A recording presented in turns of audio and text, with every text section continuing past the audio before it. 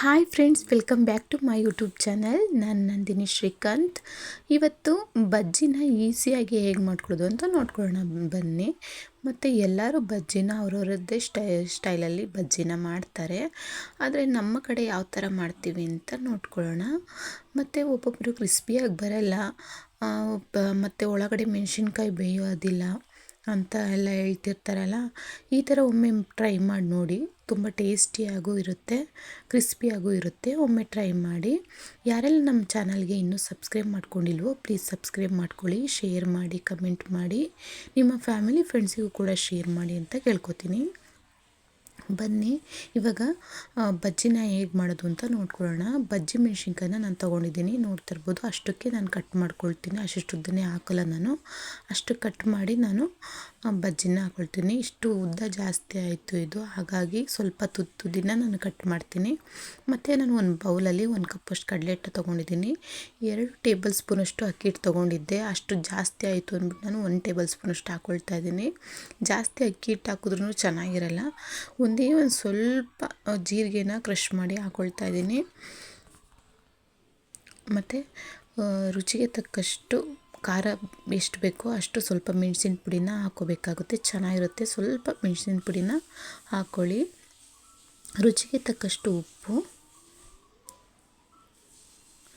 ಸ್ವಲ್ಪ ಒಂದು ಪಿಂಚಷ್ಟು ಸೋಡಾನ ಹಾಕ್ಕೊಳ್ಳಿ. ಜಾಸ್ತಿ ಸೋಡಾ ಹಾಕೋದ್ರಿಂದಲೂ ಚೆನ್ನಾಗಿರಲ್ಲ ಬಜ್ಜಿ, ತುಂಬ ಮೆತ್ತಗಾಗ್ಬಿಡುತ್ತೆ, ಇಲ್ಲ ಎಣ್ಣೆ ಕುಡಿದ್ಬಿಡುತ್ತೆ. ಹಾಗಾಗಿ ಒಂದು ಸ್ವಲ್ಪ ಹಾಕ್ಕೊಂಡ್ರೆ ಸಾಕು.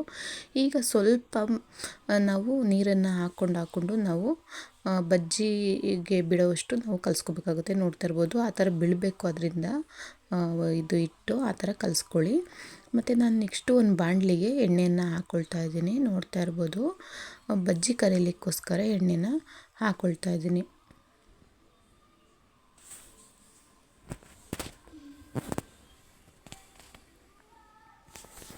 ಈಗ ಎಣ್ಣೆ ಎಲ್ಲ ಕಾದಾದಮೇಲೆ ನಾವು ಒಂದೊಂದೇ ಬಜ್ಜಿ ಮೆಣಸಿನ್ಕಾಯಿನ ತೊಗೊಂಡು ಡಿಪ್ ಮಾಡಿ ಅದರಲ್ಲಿ ನಾವು ಹಾಕ್ಕೋಬೇಕಾಗುತ್ತೆ. ಯಾವ ಥರ ಡಿಪ್ ಮಾಡೋದು ಅಂತ ನೋಡ್ಕೊಳ್ಳಿ.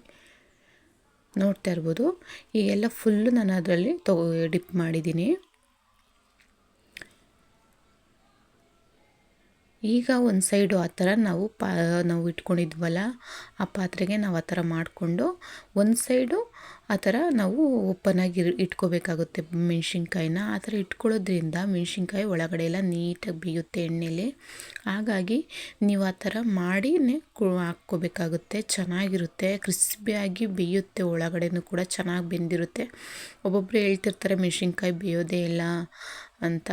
ನೀವು ಪೂರ್ತಿಯಾಗಿ ಅದನ್ನು ಇದು ಮಾಡಿದ್ರೆ ಬೇಯೋದಿಲ್ಲ ಮೆಣಸಿನ್ಕಾಯಿ.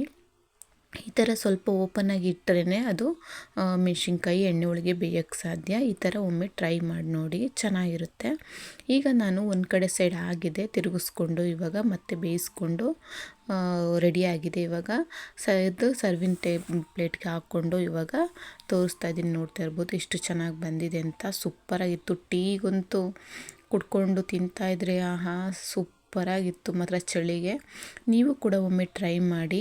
ಯಾರೆಲ್ಲ ನಮ್ಮ ಚಾನಲ್ಗೆ ಇನ್ನೂ ಸಬ್ಸ್ಕ್ರೈಬ್ ಮಾಡ್ಕೊಂಡಿಲ್ವೋ ಪ್ಲೀಸ್ ಸಬ್ಸ್ಕ್ರೈಬ್ ಮಾಡಿಕೊಂಡು ನಿಮ್ಮ ಫ್ಯಾಮಿಲಿ ಫ್ರೆಂಡ್ಸಿಗೂ ಕೂಡ ಶೇರ್ ಮಾಡಿ. ಪಕ್ಕದಲ್ಲಿರೋ ಬೆಲ್ ಐಕನ್ನ ಕ್ಲಿಕ್ ಮಾಡಿ. ವಿಡಿಯೋ ನೋಡಿದ್ದಕ್ಕಾಗಿ ಧನ್ಯವಾದಗಳು.